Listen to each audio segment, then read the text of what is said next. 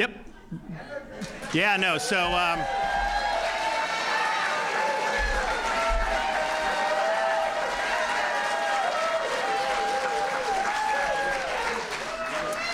you know, we've, I mentioned our efforts on illegal immigration, stepping up and really helping. And I think the one thing that we have seen over the initial months of the Trump administration is when we'd ask DHS, what can we do? They're just like, you know, we just need detention space. Because, you know, if you bring an illegal in, there is, the media says there is a process they go through, right, to determine whether you're in the country illegally. Some people may have a notice to appear in 7 days and from an immigration judge. Some people may already have an order of these. So there's stuff that go into it. And so, but that was the one thing. I mean, I've talked to Tom Homan about it. I've talked to a lot of these folks about it. And so we had a plan that we put out and told them, hey, we can execute this. I think we probably put it out about a month or so ago through the Division of Emergency Management under our director, Kevin Guthrie, where we would be able to stand up some makeshift detention space very quickly around the state of Florida. And we were talking about other different possibilities. So DHS was very supportive. So, you know, what we're doing is like the state is doing it. The feds are kind of overseeing and then reimbursing us for the costs. But, you know, we're looking at, okay, where could you do it that's not going to disturb the community, not going to create problems? And, you know, there just happens to be this Dade Collier Airport that's out there kind of in the middle of the Everglades area. And it's not defunct. People say there are training flights that go in there, but it's a massive runway. And, you know, there's not a lot of buildings out there, but there's a lot of concrete. And so these guys set up this whole thing within a matter of days. And so when the president comes tomorrow, he's going to be able to see, you know, you're going to be able to do, what'll happen is you bring people in there. They ain't going anywhere once they're there unless you want them to go somewhere, because good luck getting to civilization. So the security is amazing. But natural and otherwise.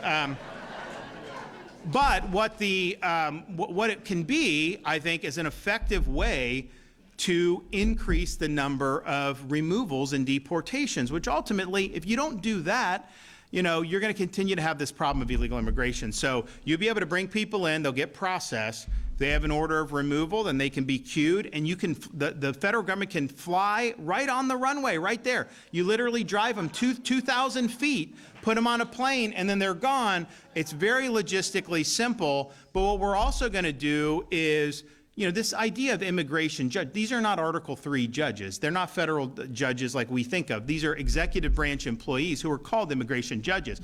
So you can have you can deputize different employees to do that. So we've offered some of our National Guardsmen to be able to serve as immigration judges. So what you could have is, okay, someone's a criminal alien, they obviously fast track. Someone has an order of deportation, okay, fast track. Someone may have just gotten picked up.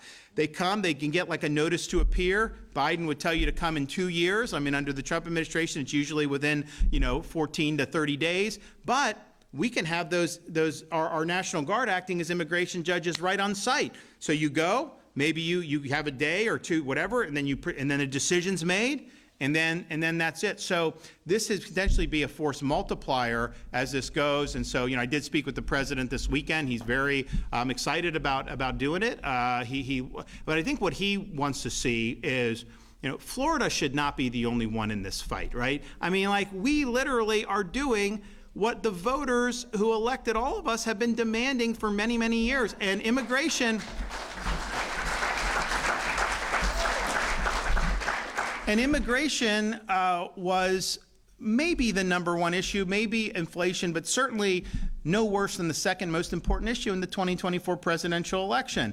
So we've got to do it. And we're also looking at Camp Blanding up in Northeast Florida, which has a runway. And again, similar thing, secure, not going to interrupt the community, be able to fly people out. The feds will do it. I mean, we flew to Martha's Vineyard, right? I mean, we could probably fly there, but I think they want to be in charge of that because there's diplomatic niceties that go on, and I get it. So, but I do think that if you increase the amount of space for processing and then to be able to get them ripe to then be able to return to their home country by the thousands, that's going to really make a difference. And in Florida, we estimate we've got 50,000 illegal aliens in Florida who have already been ordered to be removed by an immigration judge. So you talk about, dude, they've gone through this process, they have an order to remove, and they're just still here.